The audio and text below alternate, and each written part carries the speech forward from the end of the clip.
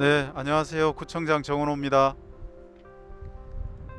올해 고3 수험생들과 학부모 여러분들께 참으로 어떻게 위로의 말씀을 드려야 할지 모르겠습니다.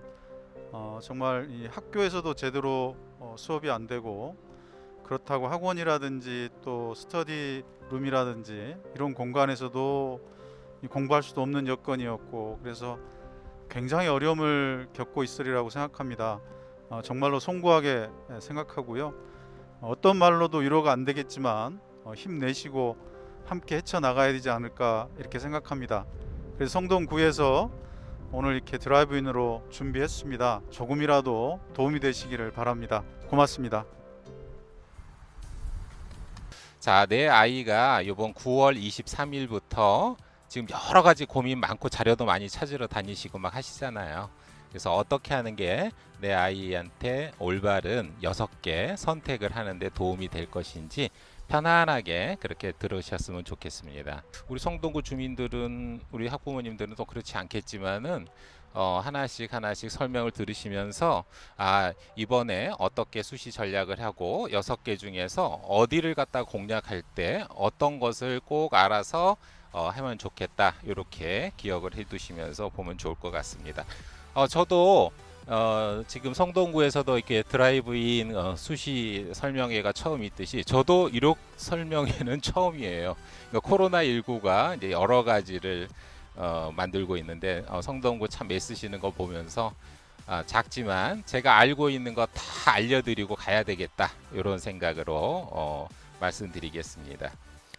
자, 때로는 내가 원하는 학과에 맞춰서 6개를 지원하는 그런 유리한 형태에서는 대학하고 전형에서는 그걸 진행해야 되지만, 또 때로는 또 대학 레벨을 올려야 되겠다, 뭐 또 기타 등등 할 때는 또 전과가 저 대학은 잘 돼 있다, 뭐 기타 그런 내용들이 있을 때는 너무 과를 고집 안 하셨으면 좋겠어요. 그래서 6개를 모조리 다 전공 적합성 때문에 막 고민하지 마시고요.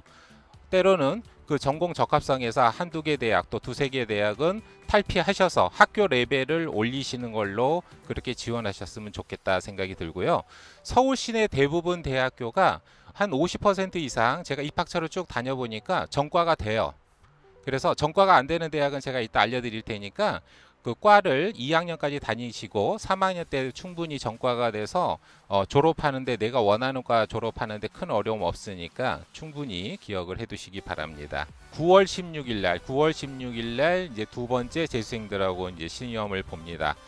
9월 16일 날 시험을 보면은 시험지를 갖고 올 수 있습니다. 그래서 시험지가 나눠주니까 저녁에 꼭 채점을 해보시고 17일 날 다음날 오전에는 그것들이 취합이 되니까 17일 오후에 되면은 대충 이 성적이 가채점에 의한 거지만 약간의 오차는 있지만 어느 정도 수능 성적을 띄는지를 꼭 파악을 해 두시기 바랍니다. 서울대부터 시작해서 홍대까지 내려와서 여러 가지 대학을 봤는데요.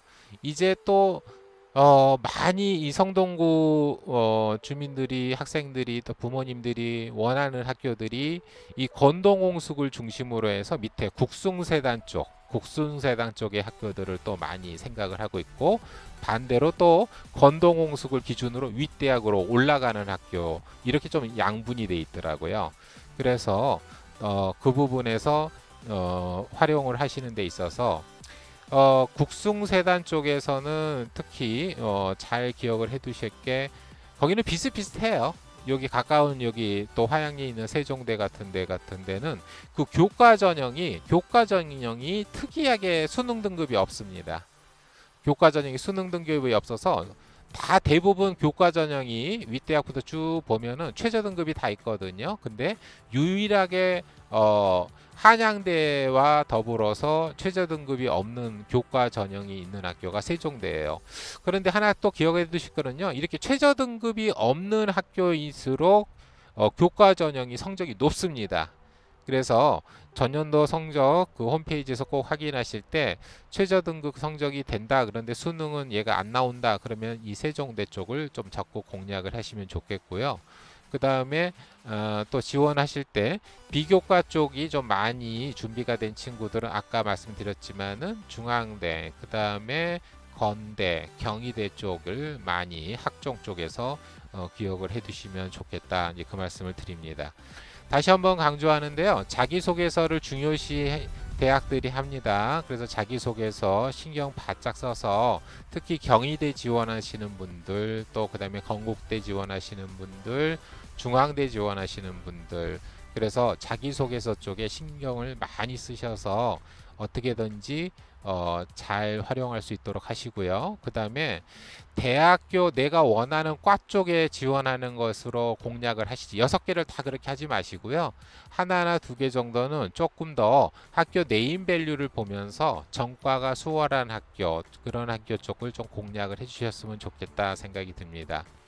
수시 6개를 지원하는데 6개를 전부 합격할 생각하지 마시고요.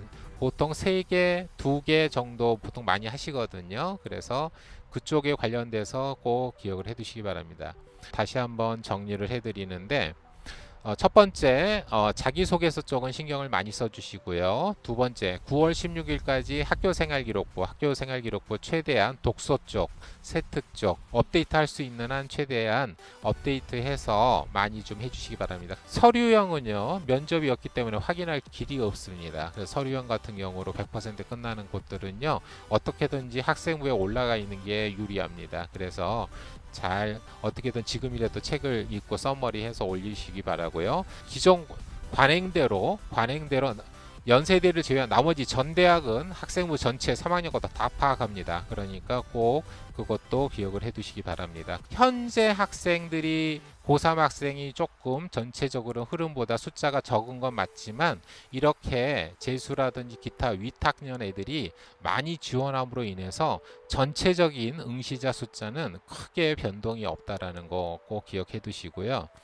자, 그래서 요번에 6개 대학교를 좀 잘 기억해 두시면서 지난 정시 때 가기 힘든 대학 위주로 그래서 요번에 좋은 결과를 얻으시기 바랍니다. 자, 제 이야기는 여기서 가름하고요. 네, 오늘 이 이야기는 여기서 정리하고요. 나중에 또 기회가 되면 또 뵙기로 하겠습니다. 감사합니다.